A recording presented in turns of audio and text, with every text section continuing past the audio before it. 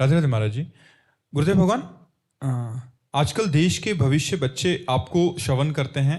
महाराज जी, आपकी विनम्र प्रार्थना है कि आजकल रिजल्ट घोषित होने का समय है महाराज जी, मई जून, जिसमें बच्चे असफल होते हैं तो वो व्याकुल होकर या डिप्रेशन में आकर कोई भयावह कृत्य कर देते हैं। तो महाराज जी, ऐसे में उनके अंदर आध्यात्मिक बल या इस स्थिति में वो क्या सोचें कि उनका।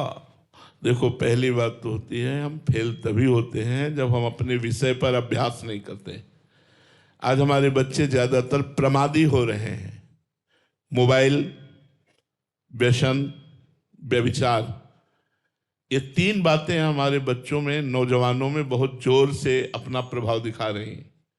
मोबाइल में गंदे दृश्य देखना, मोबाइल में समय नष्ट करना, घंटों उसी में लगे रहना, खिलवाड़ करना, और कोई न कोई नशा करने लगना, कोई न कोई बॉयफ्रेंड गर्लफ्रेंड जैसी ऐसी गंदी बातें हृदय में धारण कर लेना।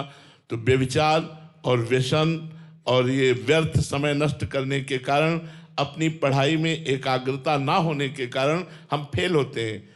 हमारे प्रश्न जितने भी होते हैं वो हमारे अध्ययन किए हुए विषय के ही होते हैं। 6 क्लास का प्रश्न 6 क्लास में ही होगा, 8 क्लास का प्रश्न 6 क्लास में नहीं होगा, क्योंकि वो उसी विषय को पढ़ाया गया है, उसी में प्रश्न होगा। तो आप अपने विषय को पुष्ट नहीं किए, ये आपकी कमजोरी रही, फिर भी निराश होने की जरूरत नहीं है। अगला वर्ष है ना, आप अगले वर्ष अच्छे बच्चे बनिए, व्यसन छोड़िए, गंदे आचरण छोड़िए और खूब पढ़ाई में अच्छे नंबर लाइए। निरुत्साहित होकर करना या डिप्रेशन में पहुंच जाना, ये तो बहुत ही मूर्खता की बात होगी। यह अमूल्य मानव जीवन भगवत प्राप्ति के लिए है। यदि आप इसे भगवान को नहीं समर्पित कर पाए, व्यर्थ के कार्यों में नष्ट कर दिया, तो लाभ क्या मिला। आध्यात्मिक पढ़ाई के साथ साथ आधुनिक पढ़ाई अत्यंत आवश्यक है। गीता, भागवत आदि के 1-2 श्लोक स्कूल में जरूर होने चाहिए।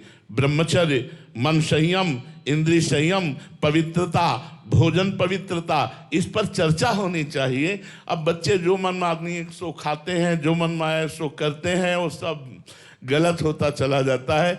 इसीलिए वो फेल हो जाते हैं, क्योंकि अपने विषय पर एकाग्रता ना होने के कारण विस्मृति जागृत हो जाती है। विस्मृति के कारण वो प्रश्न का उत्तर नहीं दे पाते। तो हमें लगता है ब्रह्मचर्य से रहा जाए, पवित्र भोजन पाया जाए। इसलिए पहले गुरुकुलों में रखा जाता था, क्योंकि उसमें संयम प्रधान होता। संयम प्रधान, बड़े विवेकवान, बड़े बुद्धिमान, बड़े स्मृतिवान, बड़े लोक कल्याणकारी जन प्रकट होते थे। बाल्यावस्था से उनकी ऐसी रचना की जाती थी गुरुकुलों में कि वो हमारे देश को सुख पहुंचाने वाली वृत्ति धारण करते थे।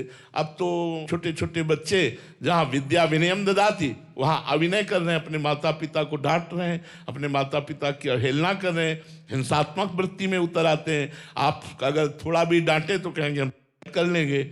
ऐसी परिस्थितियां बच्चे प्रकट कर रहे हैं कि माता पिता टीचर सब असहाय हो रहे हैं। तो यदि बच्चों को आध्यात्मिक शिक्षा मिले और वो अध्यात्म से जुड़े तो ही सुधार हो सकता है, अन्यथा आधुनिक पढ़ाई उनका सुधार नहीं कर पाएगी। आध्यात्मिक के बिना आधुनिकता उसको संभाल नहीं पाएगी और गड्ढे में गिरा देगी। जगदीश सिंह नेगी जी, देहरादून से।